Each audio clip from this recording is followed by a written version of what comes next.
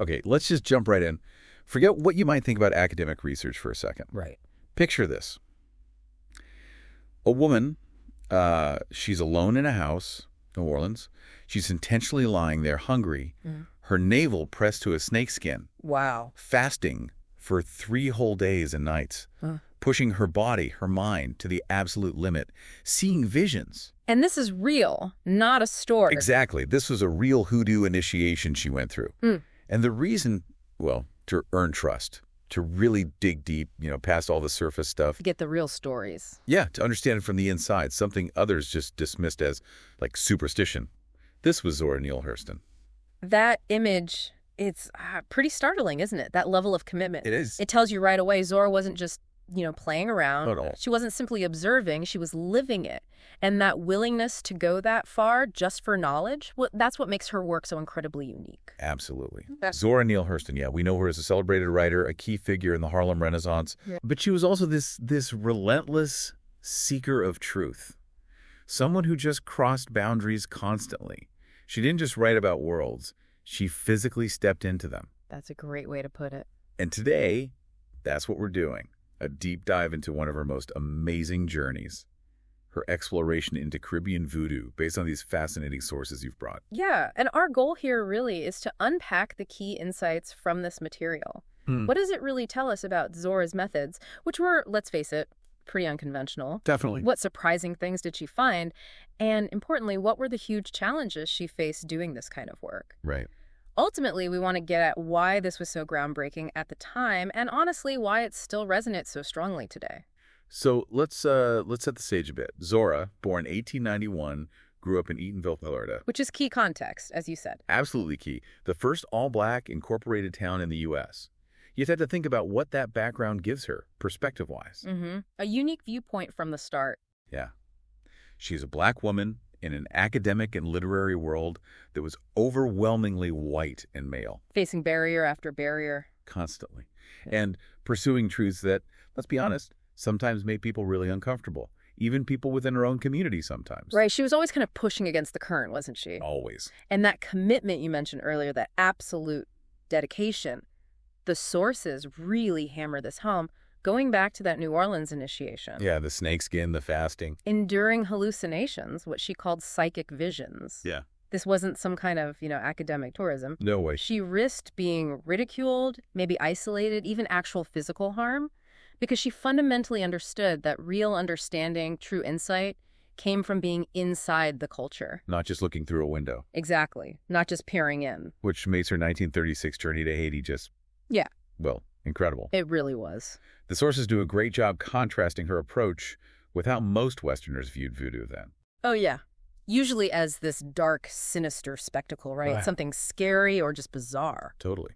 But Zora's intention was the complete opposite. She didn't go there to sensationalize anything or exploit it. No. She went to understand, to genuinely honor voodoo as a complex, living faith.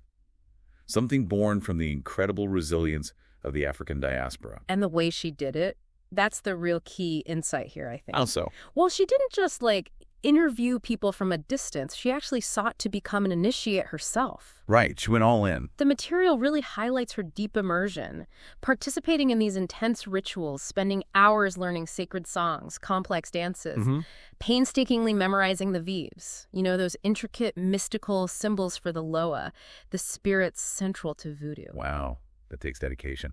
And she saw firsthand that syncretism, how Haitian people were blending Christian elements with their African spiritual roots, creating something totally new, totally powerful. That must have been, well, kind of overwhelming to process. Immense. There's that amazing quote from Zora herself in one of the sources. Which one? She said, "Trying to summarize voodoo was like explaining the planetary theory on a postage stamp." Huh. That says it all, doesn't it? It really does. It gives you a sense of the sheer scale, the complexity she was grappling with, often completely alone. And the sources emphasize she just kept pushing, straining, as she put it, every nerve to the goal. Can you imagine tackling something that vast, that misunderstood, with that kind of singular focus? It's hard to fathom. It really speaks to her courage. It absolutely does. Because it wasn't just complex spiritual systems she was dealing with. She was also tackling these deep-seated mysteries, like the whole phenomenon of zombies. Right, the zombie account. The story of Felicia Felix's mentor is just haunting. A woman believed dead, buried for years. And then she reappears. Allegedly, yeah. Decades later, looking like, well, a shadow of her former self, and the whispers pointed to Buckhorse. Sorcerers who could steal souls, that's the belief. Exactly. And Zora, she didn't flinch. According to the sources, she actually went and sat with Felicia Felix's mentor. Described her as a broken remnant. So she didn't just repeat the sensational stories. Not at all. She asked the fundamental, really brave question.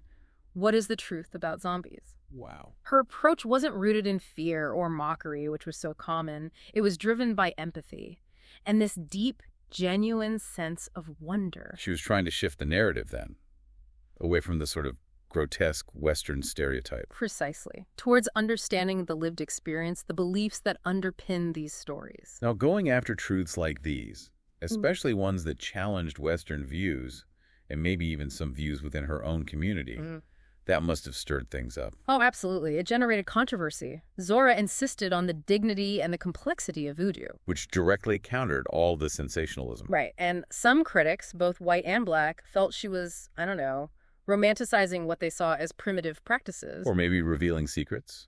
Or revealing secrets, yeah. Things they felt shouldn't be shared with outsiders, betraying the community, some said. So it seems like her refusal to conform to rigid academic rules or societal expectations, or even maybe narrower views within her own cultural circles. Yeah. That was both a huge burden for her, but also ultimately the source of her real power. I think that's exactly right. And her book, Tell My Horse, which came directly out of this Haiti and Jamaica fieldwork, the sources really highlight it as this incredibly rare thing, a respectful insider's look at Caribbean voodoo. An insider's look, that's key. And that really points to her lasting legacy, doesn't it? The sources basically call her the first African-American to chronicle this kind of folklore, this kind of spiritual practice from a truly internal perspective. Not as an outsider looking in. No, as a participant. As someone building a bridge between worlds, her research wasn't just documentation, it was genuinely groundbreaking. It paved the way for so many others later on.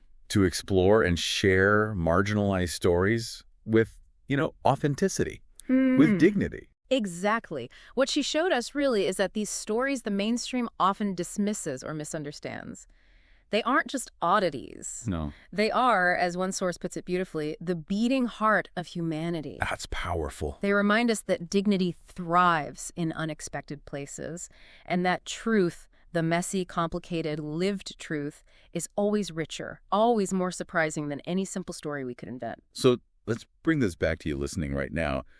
Zora's journey, it poses some really powerful questions for all of us, doesn't it? It really does. Like, have you ever stood on the edge of something unknown? Maybe a new idea, a different culture, maybe just a difficult personal truth, and felt that pull, that curiosity, but also maybe a little bit of fear. Or have you ever been told that your curiosity is just too weird? That your questions are too difficult, that maybe your voice isn't the right one to explore something. Zora Neale Hurston dared to ask those impossible questions. She chased the misunderstood mysteries. She strained, as she said, every nerve to her goal. So the question becomes, what mysteries are you willing to pursue? Yeah. Even if it means stepping way outside your comfort zone. Yeah. What truths do you hold inside, just waiting for you to give them life, to explore them? Will you settle for the easy answers? The ones readily available? Or will you dare to dig deeper, even if it means facing discomfort, maybe misunderstanding, just like Zora did? Zora Neale Hurston gave us this incredible kind of defiant statement. I do not weep at the world. I am too busy sharpening my oyster knife. I love that quote. Me too. It's fantastic. And that's really the core takeaway here, isn't it? Claim your own space. Seek your truth wherever it might lead you. Sharpen your own oyster knife. Exactly. Start digging for those pearls that maybe everyone else just walks right over. Because the world, as Zora showed us so clearly through her own incredible life, is just vast. It's full of wonder, and it's waiting for you to explore it. So what story will you uncover?